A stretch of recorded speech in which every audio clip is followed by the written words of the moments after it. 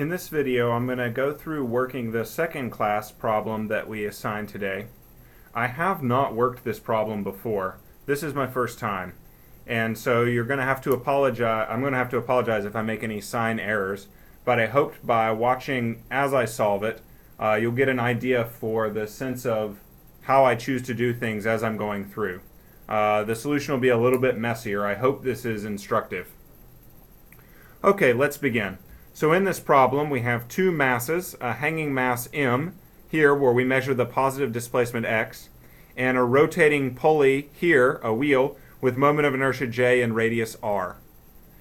There's a spring here which has been pre-stretched from its natural length to its equilibrium length, and the equilibrium length is indicated over here.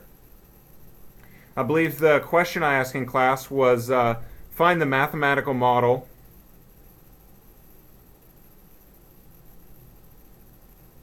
for this system, and also find the natural frequency.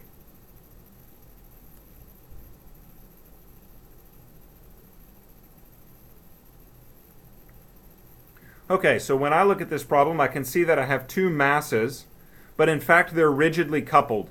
There's no spring here, and that means that as this mass moves, this will have to displace and vice versa, assuming no slip of the cord over the top. So I'm going to go to do, as usual, Newton's method.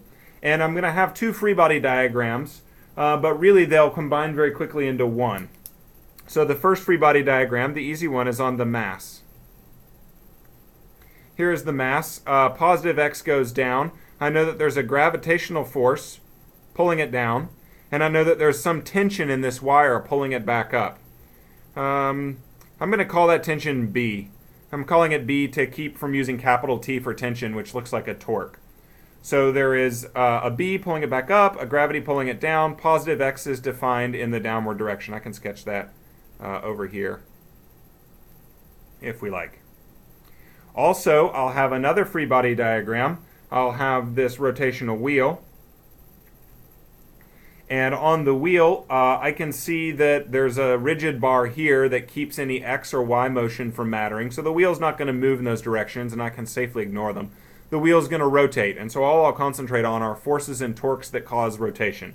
That's why I'm not drawing a normal force going up or gravity going down or any left or right forces. In fact, they don't exist. Well, they're all canceled. They do exist. Okay, so I know from B over here that if the tension is defined as pulling up here, the same tension needs to pull down here. And I know that on the opposite side is the force of the spring. Now, which direction to draw the force of the spring? We have this detailed sign convention process, and so I've been going through a little bit faster. Let's skip right to the second step. Imagine the mass with positive displacement excuse me, and moving in the positive velocity direction. Draw the resistive force of each element. That's the spring element. So I go here, and I want to move this in the positive theta direction and draw how the spring will resist that. But I haven't defined a positive theta direction. So let's choose one. Oftentimes, I would define the positive theta in line with a positive x. That would be a theta going in the counterclockwise direction. But just for an example's sake, I'm going to define it the opposite way. So let's indicate up here, positive theta goes in this direction. And that'll be important later. That's not what I would ordinarily choose, but it's just as valid of a choice. Okay, so now here's my disk pinned at the center point. Imagine displacing it in the positive theta direction. Does the spring pull this direction or pull this direction? Well, if you went in the positive direction, you would compress the spring. It would tend to resist that. It's going to push in this direction. Okay. Now, this is the spring force. There are no additional torques acting on this, so this free body diagram is complete. So now I'm going to go to step 3 of mine, which says for each component force, when you write the constitutive law, determine the signs inside such that the element does what the drawing shows. What does that mean? Well, here's my spring. It has a natural length and an equilibrium length. and it's been pre-stretched to the equilibrium length. So I want to write the equation for the spring force. Spring is equal to K times the displacement that the spring sees. And I want to figure out what the signs of these are. So the spring displacement is the combination of the natural length stretching to the equilibrium length and also the induced stretch from the theta. I'll use intermediate variables to make it more clear. When I compress the theta, or when I move the theta in the positive direction, that's a moment this way, that compresses the spring. The spring pushes back in this direction, and that's what I've defined as positive. So the positive theta motion, however I translate that into rotational motion, should act with a positive sign. So I'm going to say compression from positive theta. And we'll figure out what that is. How about the spring stretch? The spring was originally here, and I stretched it in this direction. What kind of force is that spring pulling with at this point? Well, it's pulling with a force in this direction, which is opposite how I've drawn the spring force, so I need to subtract the spring's initial stretch.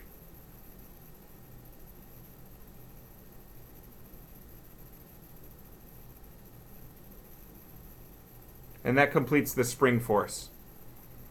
I hope this is clear. This is how I'm applying my detailed sign convention process. You don't have to do it this way, but this is one detailed and long way to make sure you get the signs right. Okay, so I have my forces all listed here. I need to do Newton's second law, so I'll just write it for the mass right underneath. It says that the sum of the forces is equal to mx double dot. And I notice that positive x points down, so positive x double dot needs to also point down.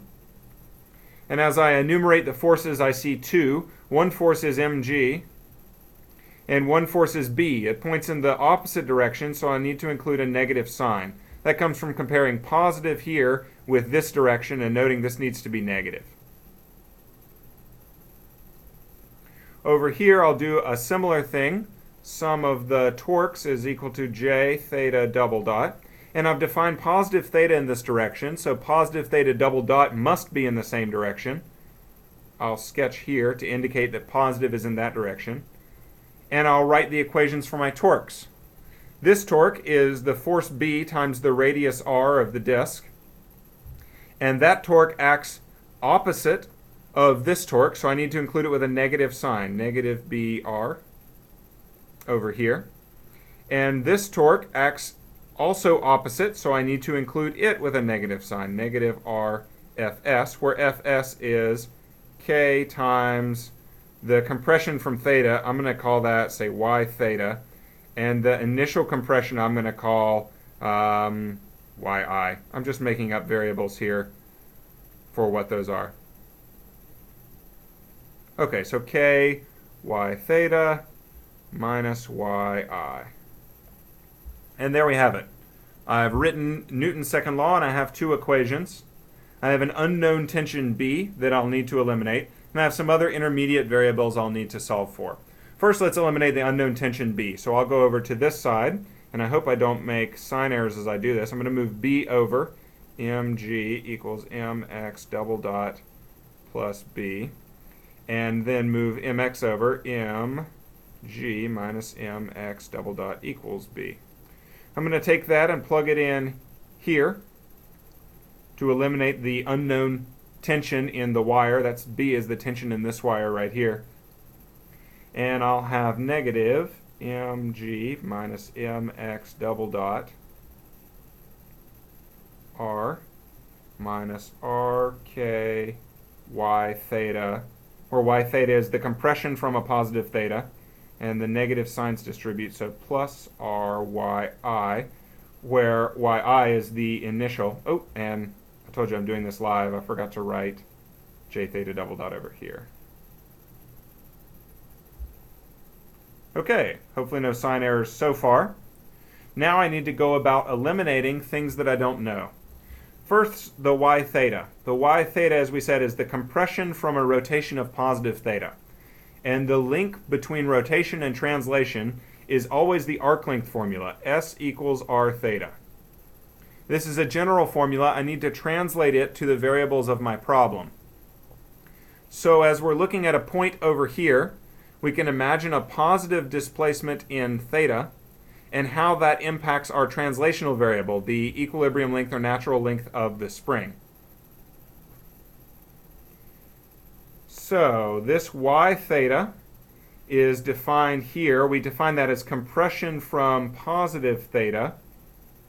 And I'm trying to get the sign correct on the arc length. So if we defined compression of the spring, then positive y theta points in that direction. I drew it here as pointing down.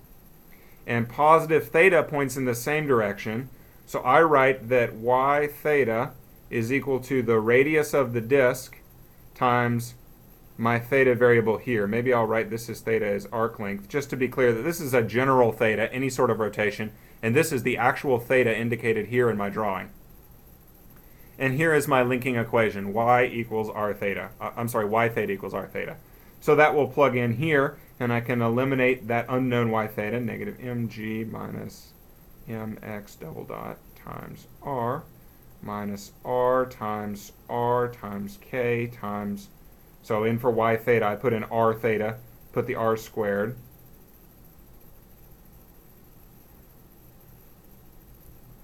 And there we go. The next thing I want to eliminate is this spring pre-stretch, this yi. And the spring pre-stretch, I know, has to do with the balance due to gravity. And so I don't have it written here. I believe I said it in class. I hope that I said it in class, that x equals 0 at equilibrium length.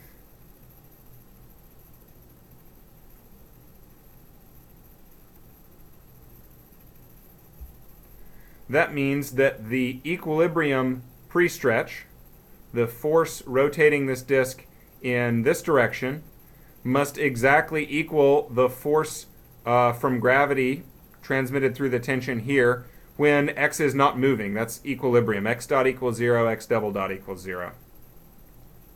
So from that balance, I guess I'll do it down here. I have that the mg torque on my disk must be equal and opposite the spring pre-stretch torque. And I drew the spring pre-stretch, the spring force x, this way. So what pre-stretch would permit these to balance? The spring force here is equal to k times what sign on the pre-stretch. If I pre-stretch the spring in this direction, which is how I know that it will move, it does not tend to push here, it tends to pull back down. So I'm going to put a negative y in here. And I know that mg must equal negative ky. And this is y initial. That's very good, because applying this equation over here, I'm going to write this mg term right next to this y term and expand my equation. So let's do it slowly, turn by turn. Negative times a negative is a positive, rmx double dot, that's this term, minus r squared k theta. Then I'll move this term times r over here, minus r mg plus r, and I'm going to plug in here the yi. And it looks like I've lost a k somewhere.